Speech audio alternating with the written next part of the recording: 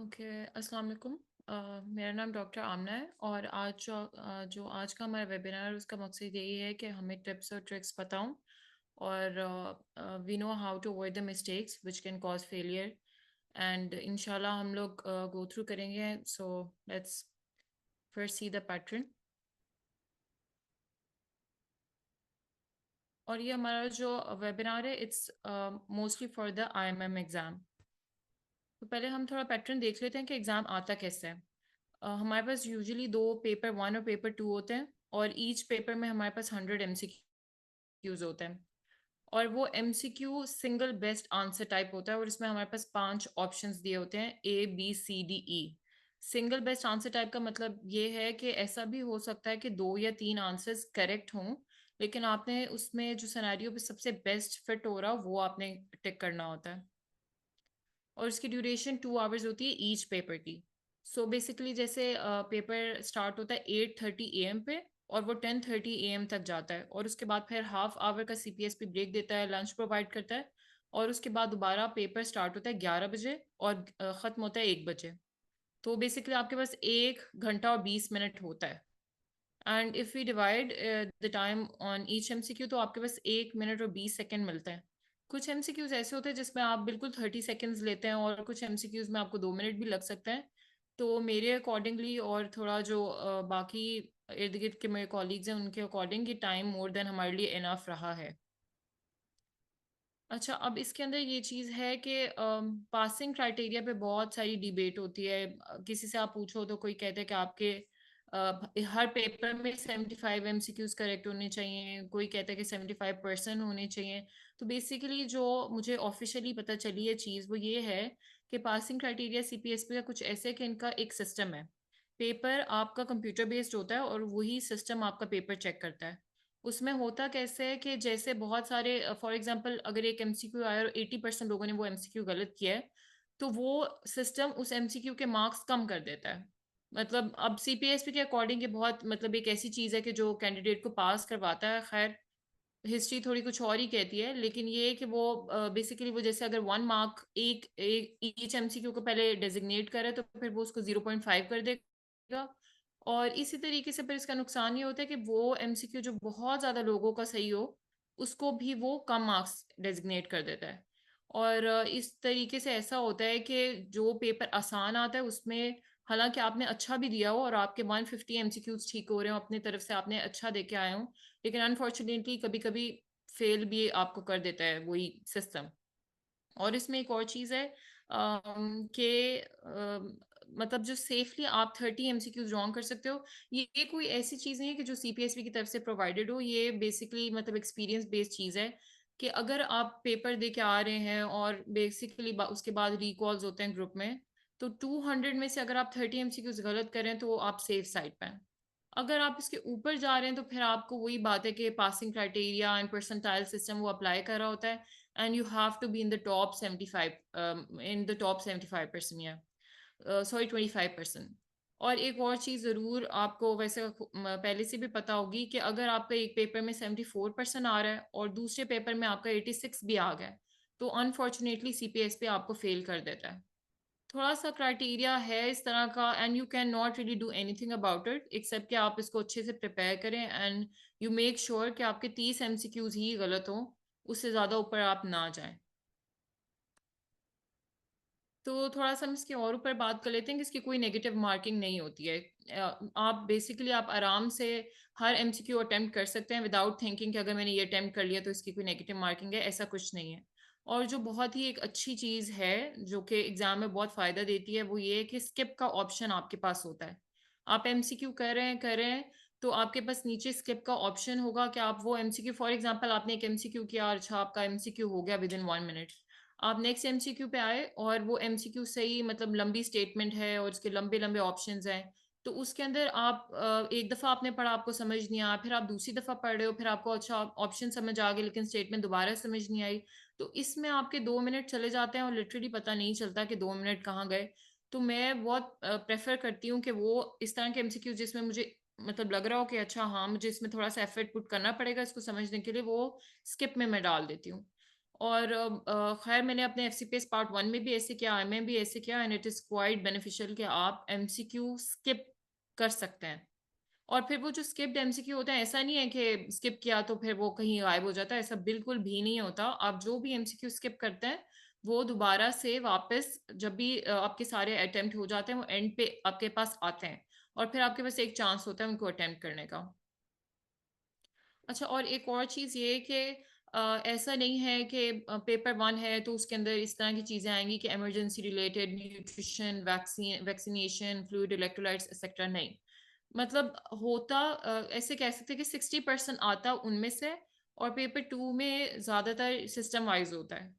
लेकिन फिर भी आप नहीं कह सकते कि यही फिक्स है और आप एकदम एमसीक्यू एक आपका फ्लो बना और एकदम सिस्टम वाइज कोई एमसीक्यू आ गया जैसे डाइजेस्टिव सिस्टम का, तो आप एक बैफल हो जाओ कि यार ये कहाँ से आ गया। ऐसा नहीं है, वो कहीं से भी कोई भी देता है, क्योंकि जो सीपीएसपी के एमसीक्यूज बेसिकली जैसे 100 हैं। अब ये लोग करते क्या है, सीपीएसपी हर एग्जामिनर को ना कहता है कि 25 एमसीक्यूज आपने बनाने हैं, तो वो एग्जामिनर 25 एमसीक्यूज बनाते हैं। अब उसमें एग्जामिनर जितने डिफरेंट होते हैं, हर किसी की अप्रोच डिफरेंट होती है। हाँ, लेकिन ये जरूर उनके दिमाग में होता है कि मैं पार्ट 2 का पेपर नहीं बना रहा, मैं आईएमएम का पेपर बना रहा हूँ। जितने भी क्यू बैंक में आईएमएम के एमसीक्यूज हैं, और जितने भी मतलब खुद भी जब मैंने पेपर दिया था तो पता चल रहा था कि वो मुझे मेरी ही लेवल पे जज कर रहा है। ऐसा नहीं है कि बहुत कोई वो सोच रहे हैं कि मैं ऐसे एमसीक्यूज दे दूं कि जिससे ये बस मतलब इसकी 2 साल की क्लिनिकल ट्रेनिंग नहीं बल्कि पता नहीं कितने साल की क्लिनिकल ट्रेनिंग जज कर लूं। तो उनके दिमाग में ये जरूर होता है एग्जामिनर्स के, पर उनकी जो लिखने का तरीका या फिर उनका ऑप्शंस देने का तरीका वो थोड़ा डिफरेंट हो सकता है। फॉर एग्जाम्पल एक एमसीक्यू ऐसा भी एग्जाम में हुआ है कि 1 लाइनर एमसीक्यू है और उसके ऑप्शंस हैं बस ए बी सी डी, और वो करेक्ट, उसमें से बस करेक्ट चूज करना है, 4 गलत हैं, एक ठीक है। जैसे आपने किया और अगला आया तो उसकी इतनी बड़ी स्टेटमेंट और बिल्कुल प्रॉपर हर चीज लिखी हुई है, पूरा सिनेरियो दिया हुआ है, उसके बाद बड़े बड़े ऑप्शंस दिए हुए हैं। तो वो भी थोड़ा सा दिमाग ही आपको एकदम हो जाता है कि यार ये क्या है, कभी किसी तरीके से कभी बहुत अच्छा लिखा हुआ आ रहा है और कभी बिल्कुल 1 लाइनर आ रहा है। तो उसमें थोड़ा सा हो जाता है, लेकिन ऐसा भी कुछ नहीं है कि आप बिल्कुल ही वो हो जाए कि हाँ ये तो ये एकदम पैटर्न चेंज हो गया, रहता वही है। बस एग्जामिनर्स क्योंकि डिफरेंट होते हैं तो उनका आपको जज करने का तरीका थोड़ा सा डिफरेंट होता है, पर बहुत ज्यादा नहीं। उनके दिमाग में, मैं बार बार ये कह रही हूँ, उनके दिमाग में होता है कि आईएमएम का ही ये कैंडिडेट है और इसकी 2 साल की ट्रेनिंग पे मैंने इसे जज करना है। अच्छा, और ये जो लास्ट मैंने लाइन लिखी हुई है कि different styles, phrasing and even minor grammatical errors, तो एग्जाम में हुआ क्या था, मैं अपना पर्सनल एक्सपीरियंस आपसे शेयर कर देती हूँ। कि एक सिनेरियो था जिसके अंदर बेसिकली पेशेंट की बात हो रही थी और उसके बाद फिर सिबलिंग की बात हो रही थी। लेकिन जो एग्जामिनर थे उन्होंने मतलब शायद उनको लिटरली डॉट लगाना भूल गया, या फिर उनको मतलब उन्होंने थोड़ा ग्रामेटिकल एरर्स उसमें किए हुए थे, और उस डॉट, एक सिंपल डॉट की वजह से मैं उस वक्त कंफ्यूज हो गई थी कि ये जो कॉन्टिन्यूएशन है या क्या ये पेशेंट के बारे में ही है या फिर ये अब सिबलिंग के बारे में कर रहा है। तो इसमें भी ऐसे एमसीक्यूज भी आपके पास आ सकते हैं। Again use the skip option, आप उसके ऊपर लग ना जाएं। और हाँ, ये भी नहीं करें कि कुछ कुछ हम लोगों में से ग्रामर नाजी भी होते हैं कि उनको आप पढ़ रहे होंगे और आप कह रहे होंगे साथ साथ कि यार इसने ये भी मिस्टेक किया, ग्रामर की ये भी किया है। तो ये भी काम ना करें। थोड़ा सा अपना आपको बिल्कुल उस वक्त एग्जाम ओरिएंटेड रखें। ये बहुत माइनर चीजें हैं और आप समझ रहे होंगे कि अच्छा भाई ऐसा भी होता है, लेकिन लिटरली ऐसा होता है। अगर आप मेरा पर्सपेक्टिव रखते हैं तो ऐसा हो सकता है आपके साथ, तो फिर आपको बहुत एग्जाम ओरिएंटेड उस वक्त रहना है और अपने वर्ड्स पे, एग्जामिनर के हिंट्स पे ध्यान देना है बहुत ज्यादा। अच्छा, और फिर अब हम बात करते हैं कि कॉमन मिस्टेक्स आपने क्या अवॉइड करनी है।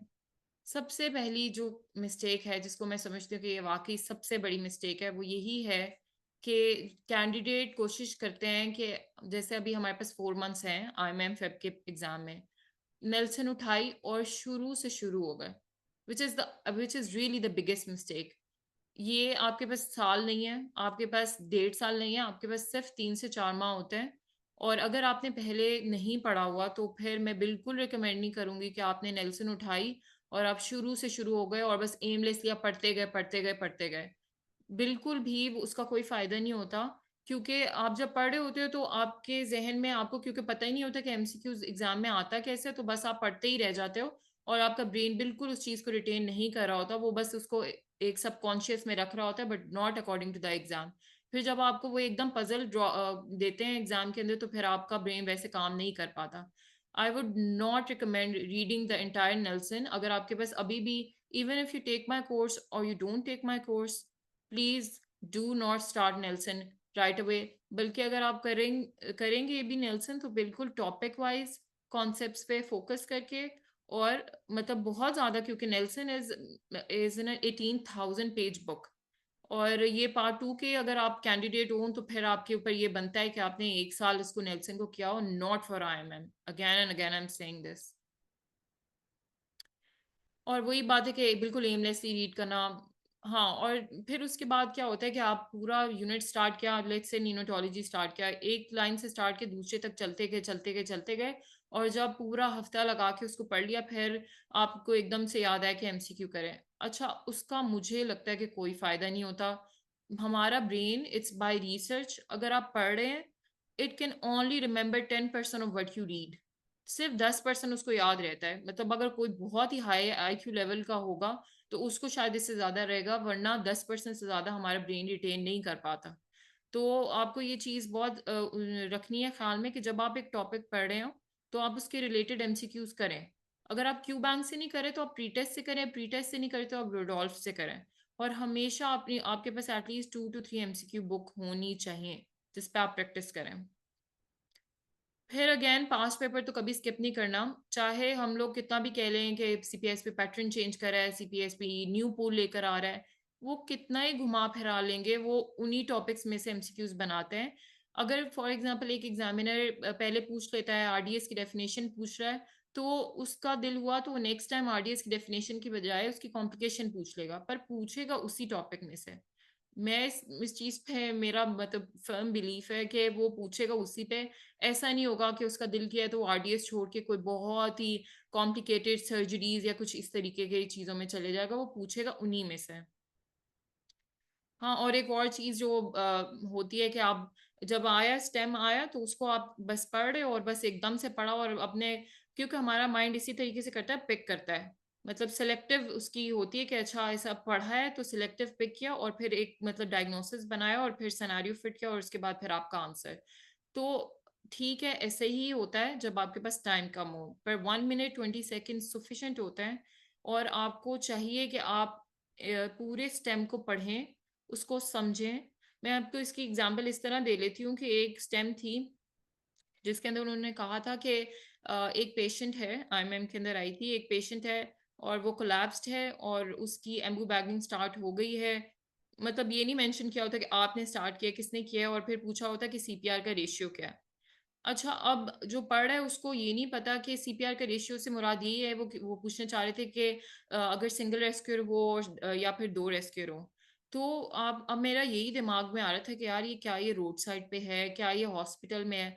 लेकिन फिर थोड़ा सा कॉमन सेंस यूज करके ये हुआ कि अच्छा, अगर एम्बू बैगिंग स्टार्ट होगी, even if I have started the Anbu bagging and I am alone, even I am alone, तो अगर मेरे पास एम्बू बैग है, तो definitely it's like a hospital scenario, कि जहाँ पे, और या फिर ऐसा सिनेरियो कि जहाँ पे इमरजेंसी टीम अराइव कर चुकी है, और मतलब क्योंकि हाँ, कोई भी एम्बू बैग तो ऐसे सिंगल रेस्क्यू लेके नहीं घूम रहा होता, बहुत ही रेयर होता है।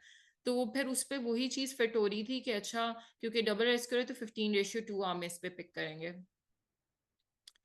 हाँ, और ये भी तरीका ठीक नहीं है। मुझे जब मेरे एग्जाम्स थे, तो मुझे मेरे सीनियर्स कहते थे कि आप पहले आप ऑप्शन पढ़ लो, या आप पहले लास्ट क्वेश्चन, मतलब एक स्टेम दी हुई है तो उसका लास्ट लाइन पढ़ लो, और उसके बाद फिर आप सिनेरियो पढ़ो। बिल्कुल भी नहीं। हम लोग अब क्लिनिकल एग्जाम दे रहे हैं, हम कोई MBBS के स्टूडेंट्स नहीं हैं। बहुत कम, यकीन करें कि रट्टा नहीं काम आता।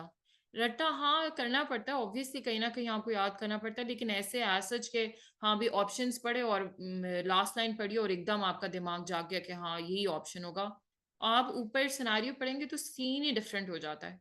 तो मैं आपको बिल्कुल रिकमेंड नहीं करती ये शॉर्टकट्स करना।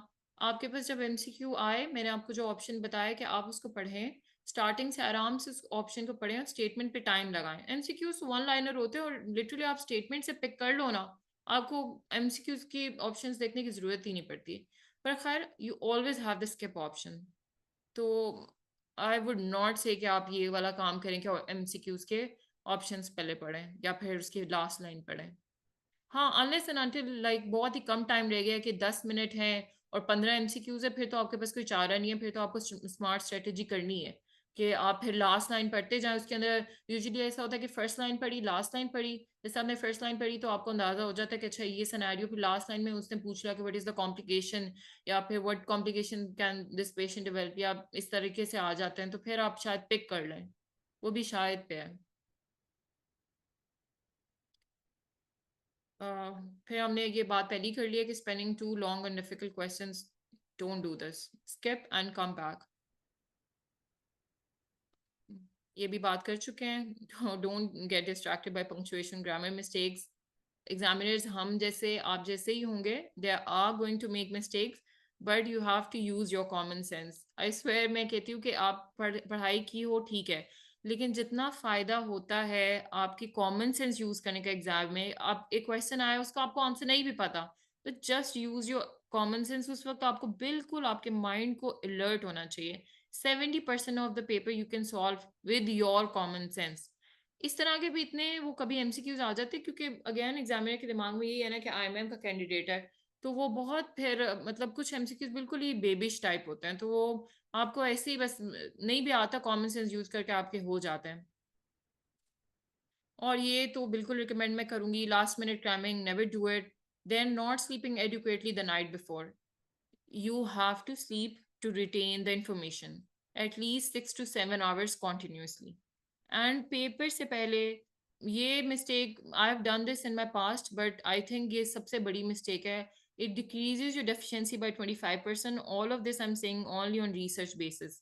25% आपकी ये कम कर देती है, कॉग्निशन कम कर देती है, आपकी अलर्टनेस कम कर देती है। कभी भी सोए बगैर एग्जाम, अगर आपका कोर्स रह गया ना छोड़ दें, लेकिन सोएं और फिर सो के फ्रेश होके दिमाग को बिल्कुल रख के। और इवन कहते हैं, कुछ लोग कहते हैं आप नाश्ता करके आए, नाश्ता करने का कोई दिल नहीं कर रहा होता, कोई बात नहीं, अगर आप नाश्ता नहीं करें, keep a chocolate with you और खजूरें मैं बहुत रिकमेंड करूंगी, डेट्स आप जरूर रखें, क्योंकि उसका बहुत एक स्टेडी ग्लाइसेमिक इंडेक्स होता है, तो वो पूरे आपके 4-5 घंटे जो भी है, खजूरें आपके वो गुजरवा देती हैं, और वो जो एक ब्रेन को चाहिए होता है ग्लूकोज, वो आपको मिल जाता है।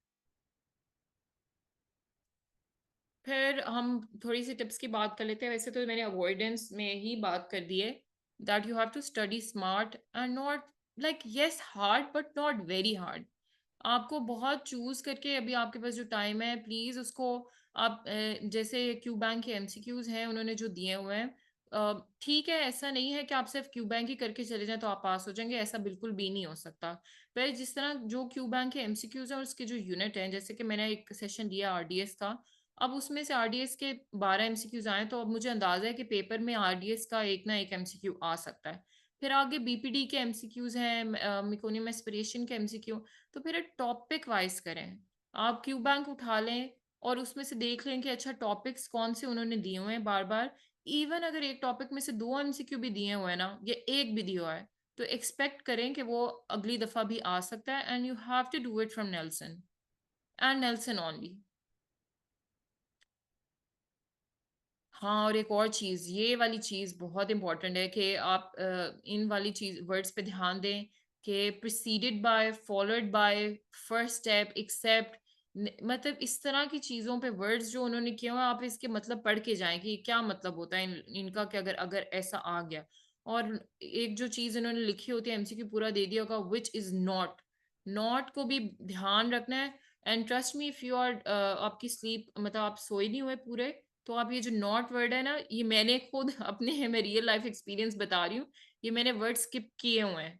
मतलब मैं पढ़ रही हूँ सिनेरियो एग्जाम में और नॉट मुझे जैसे नजर ही ना आया हो, लेकिन ये एग्जामिनर्स कुछ होते हैं जो आपको टीज करते हैं आपकी देखने के लिए, तो वो नॉट का वर्ड और इस तरह के वर्ड्स के preceded, followed, except, affected, effected, ये सब आपको वर्ड्स आप ये देख कर जाएं कि क्या इसका मकसद है, इन वर्ड्स का क्या मतलब होता है। हम इस पे बात कर चुके हैं, कॉन्सेप्ट्स बनाए, to not like keep on cramming Nelson, biggest mistake. हाँ, रियल लाइफ सिनेरियोज जो मैंने आपको अपना इमरजेंसी वाला एक बताया, वो बल्कि एक क्या आप, यकीन करें कि जब मैं पेपर दे रही थी, और मतलब मेरा जो पहले भी एक्सपीरियंस रहा है वो ऐसा ही है कि आपको रियल लाइफ पीडियाट्रिक सिनेरियोज ही आ रहे होते हैं। और अगर आप ये सोचें कि पता नहीं एग्जामिनर क्या सोच रहा है, ये पार्ट 2 में ज़रूर होता है, और होगा भी जब आप इंशाल्लाह आईएमएम क्लियर कर लेंगे, कि वो एमआरसीपी सीएच के भी दे देंगे एमसीक्यूज, वो यूके बेस्ड गाइडलाइंस के भी दे देंगे, वो कहीं से भी दे देंगे, लेकिन नॉट आईएमएम। आप ये सोचें कि हाँ पता नहीं वो क्या ही दे दिया और वो पता नहीं क्या, ऐसा कुछ नहीं होता। आपको बस एक सिनेरियो दिया है उन्होंने, आपने अपने रियल लाइफ में जो आपने हॉस्पिटल में काम किया है, जो आपने हॉस्पिटल में केसेस देखे हैं, उन पे ही अप्लाई आपने करना है। हाँ, और फिर अगेन डू नॉट, ये नहीं है कि सिर्फ क्यू बैंक कर लियो और समझ लिया कि मेरा पास है, 15,000 जाया करने का कोई मकसद नहीं है। अच्छा, एक जो चीज़ होती है ना, वो यही होता है कि जैसे सिनेरियो दिया होता है ना, तो सिनेरियो ऐसे नहीं दिया होगा कि बिल्कुल हलवा कर दिया और आपके सामने रख दिया। डायग्नोसिस नहीं भी दिया होता और सिनेरियो देकर उन्होंने फिर क्या किया होता है, डायग्नोसिस बिल्कुल स्किप किया होता है, लेकिन बोला होता है कि what what are the side effects, what complications this child has developed because of this disease. तो वो पहले आपने डिजीज का डायग्नोसिस बनाना है और उसके बाद फिर आपने उसकी चीज़ को सोचना है। और यही चीज़ है कि आपको उस टॉपिक की फिजियोलॉजी, पैथोलॉजी, उस टॉपिक का इंसिडेंस, कॉम्प्लिकेशन और उसके दूसरे नाम, ये इतनी चीज़ है कि हमारे कैंडिडेट्स को पता नहीं होता कि अगर एक डिजीज़ है तो उसका दूसरा नाम, अब लेटेस्ट नाम क्या है। तो आपको वो भी पता होना चाहिए, क्योंकि एग्जामिनर का दिल करता है तो वो दे भी सकता है। इतनी बेसिक बात वो एक्सपेक्ट करता है कि आईएमएम के कैंडिडेट्स को पता हो। ड्यूरिंग द एग्जाम ये चीज़ आप, मतलब आप इन चीज़ों को अगर आप लाइट लें तो ऑनेस्टली मैं आपको बता रही हूँ कि इससे आपके चांसेस फेलियर के बढ़ते हैं। और वो क्या चीज़ है कि आप एमसीक्यूज करें, और जैसे मैं आपको स्किप का बता रही हूँ, ठीक है, ये आपके साथ हो सकता है अगर आपने पहले आईएमएम का एग्जाम नहीं दिया। आपको मैंने स्किप का बताया तो एकदम से मैंने जैसे आपको बताया ना कि एग्जामिनर 25 एमसीक्यू एक का कर रहा होता है, तो हो सकता है वो शफल ना हो और एकदम से ऐसे एमसीक्यूज आ गए किसी ऐसे एग्जामिनर के जिसका दिल है कि मैं इनको टफ दूं, और उसके इकट्ठे ही 20-25 एमसीक्यूज आ गए। अगर उसके 20-25 एमसीक्यूज आ गए तो आपको स्किप करने पड़ रहे हैं, ठीक है, करने पड़े हैं, और फिर एकदम आपका हार्ट रेट वो बढ़ जाता है और वो फाइट एंड फ्लाइट रिस्पॉन्स में आ जाता है, और बिल्कुल ऐसा हो रहा होता है कि बस अभी के अभी मुझे एसवीटी हुआ और मैं तो एग्जाम छोड़ूं और फिर कुछ और ही देखूं। लेकिन ये ट्राइड एंड टेस्टेड है, अगर आपके साथ ऐसा हो, कोई बात नहीं, स्किप करें। कुछ एग्जामिनर्स आपके साथ ऐसा कर सकते हैं, ये एक्सपेक्टेड चीज है कि वो एकदम से आ गया 20-25 और आपको स्किप करने पड़े, इट्स ओके। आप डीप ब्रीथ करें, लिटरली लीव एवरीथिंग। वो 1 मिनट जो आप अपना रिगेन कर लेंगे ना, अपना हार्ट रेट रिगेन कर लेंगे, अपना आप कॉर्टिसोल एकदम नीचे लाएंगे, that is way better than वही 170-160 के हार्ट रेट से आप एमसीक्यूज पे बस क्लिक करे जा रहे हैं। क्योंकि ये मेरे साथ, जैसे मैंने आपको बताया कि मैं नॉट, मुझे नजर ही नहीं आ रहा कि नॉट किधर गया, it's all because of that anxiety जो होती है उस एग्जाम में उस वक्त। But again tried and tested, take at least 4 deep breaths, do it. आप एग्जाम को छोड़ें, आंखें बंद करें, 4 डीप ब्रेथ्स लें, लाइक इनहेल फॉर 4 सेकेंड्स, ठीक है, retain for 5 seconds and then exhale for 7 seconds. ये कितना, कुछ भी सेकेंड्स नहीं बन रहे। अगर आप 1 मिनट इस्तेमाल कर भी लेंगे अपने आप को काम करने के लिए, तो वो आपके 20-25 एमसीक्यूज वो ठीक करवा देगा, बजाय कि ये रश में गलत करवाने के। तो आप जरूर इस चीज को प्रैक्टिस करें, अभी से करने शुरू कर दें। जब आप मॉक एग्जाम भी करें तो ये काम करें, डीप ब्रीदिंग एक्सरसाइज वाला। फिर वही बात है कि प्लीज दूसरे लोगों की बातों में मैं कहूंगी कभी ना आए, अपने कॉलीग्स की बातों में ना आए, अपने सीनियर्स की बातों में ना आए। हर किसी की retention memory short term long term different होती है, literally we all are different. अब अगर मुझे, मैं कहूँ कि एक चीज पढ़ के मुझे याद हो जाती है, तो दूसरे बंदे को अगर नहीं हो रही तो वो अपने ऊपर वही चीजें अप्लाई करे तो इट वॉन्ट वर्क। सो इन सब बातों का क्या मतलब है कि आपको अगर कोई कह रहा है कि 3 माह बहुत हैं, 2 माह बहुत हैं, तो वो गलत कह रहा है। हमें नहीं पता, वो घर पे शायद पढ़ता रहा हो या जो जो भी हो। और हमारे कॉलीग्स थोड़ा सा ऐसा करते भी हैं कि खुद पढ़े होते हैं और एकदम से फिर जब वो खुद सीनियर बन जाते हैं, वो पास कर लेते हैं और आपको कहते हैं बस 2 माह ही लगेंगे, which is not true. You need at least 4 months of dedicated preparation time, which includes doing the Nelson topics, QBank MCQs, एक दफा रिडोल्फ और एक दफा प्री टेस्ट। मतलब ये रिडोल्फ और प्री टेस्ट नॉट नेसेसरी, लेकिन आप जब आप टॉपिक करें उसके बाद एमसीक्यूज करें तो फिर रिडोल्फ को देखना और प्री टेस्ट को देखने में कोई भी हर्ज नहीं है।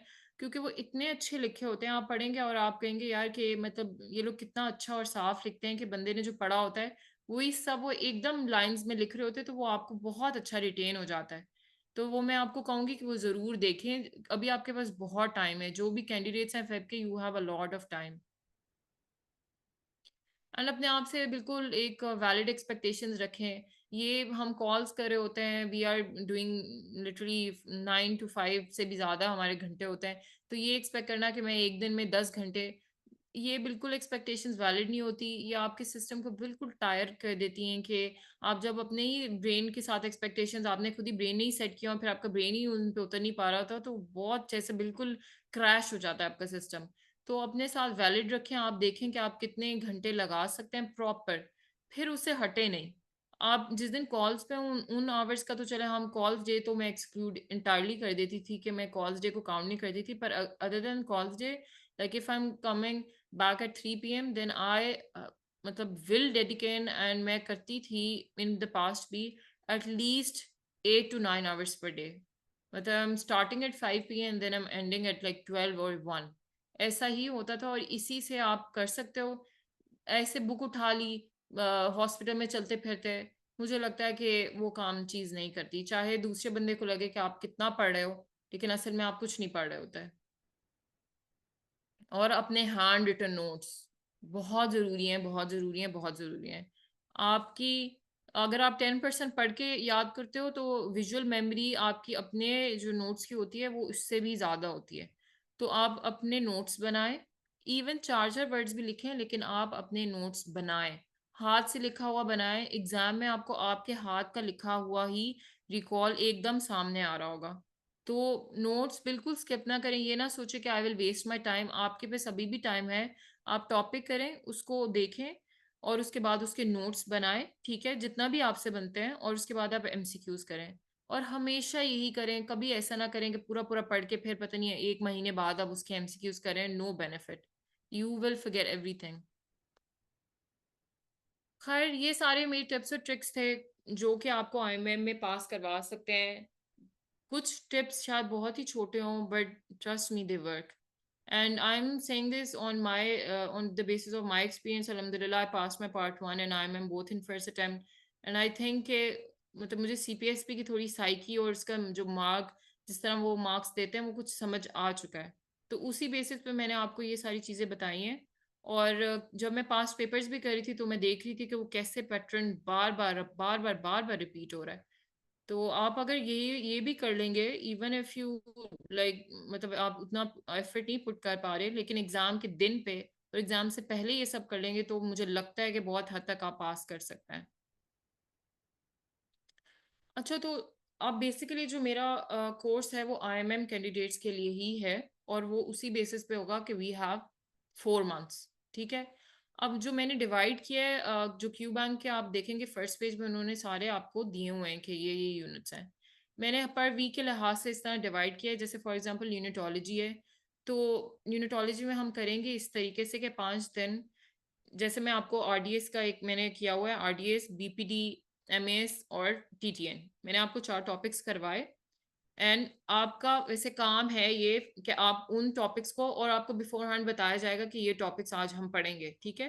आपने वो टॉपिक्स एक दफ़ा नेल्सन से देख लिए, उसके बाद आपने वो मेरा लेक्चर अटेंड किया, क्योंकि मैं लेक्चर में साथ साथ एमसीक्यूज भी बताऊंगी। अगर मैं कोई टॉपिक आपको बता रही हूँ, तो मैं उसी लेक्चर में उसी वक्त बताऊंगी कि इस लाइन पे, इस पे एमसीक्यू एग्जैक्टली कैसे आया हुआ है क्यू बैंक में, ठीक है।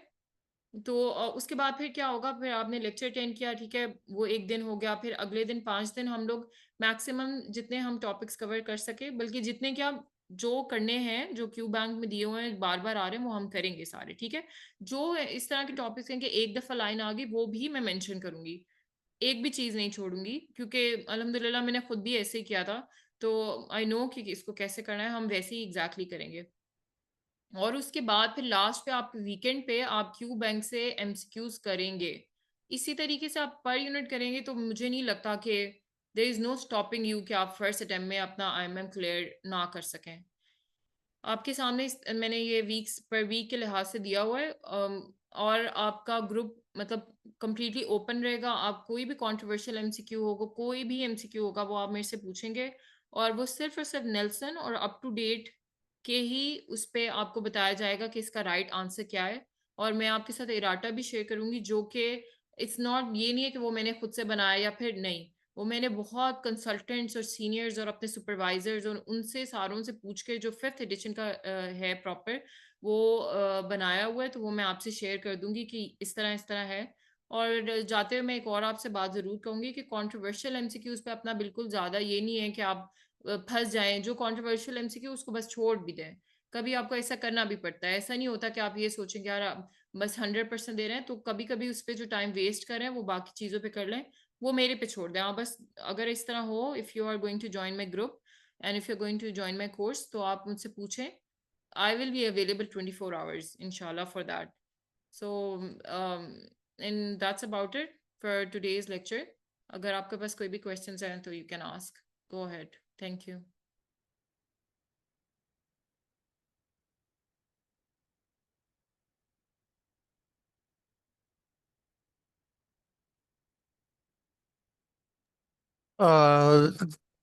अगर किसी के भी कोई क्वेश्चंस हैं रिगार्डिंग जो स्टार्ट में डॉक्टर अपना आमना ने कोई भी चीज़ डिस्कस की, how to study for the exam या कोर्स से रिलेटेड है, तो आप चैट में पूछ सकते हैं या आप अभी माइक ऑन करके भी पूछ सकते हैं।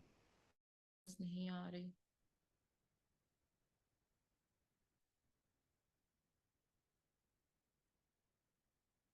Oh, my internet connection is unstable, Begum.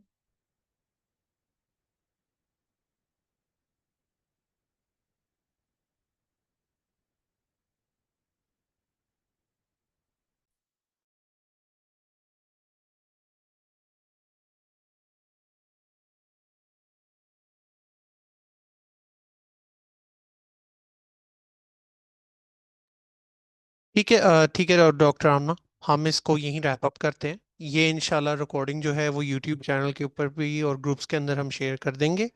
अगर वहाँ पे भी आपके कोई क्वेश्चंस हुआ थ्योरी वाले ग्रुप में, आप पूछ सकते हैं, हमें पर्सनल मैसेज कर सकते हैं। बाकी कोर्स जो है वो इंशाल्लाह एक दो दिन में हम अनाउंस कर देंगे। And thank you so much doctor Amna for your time. Thank you, Dr. Vijay. Okay. Allah Hafiz. Ji.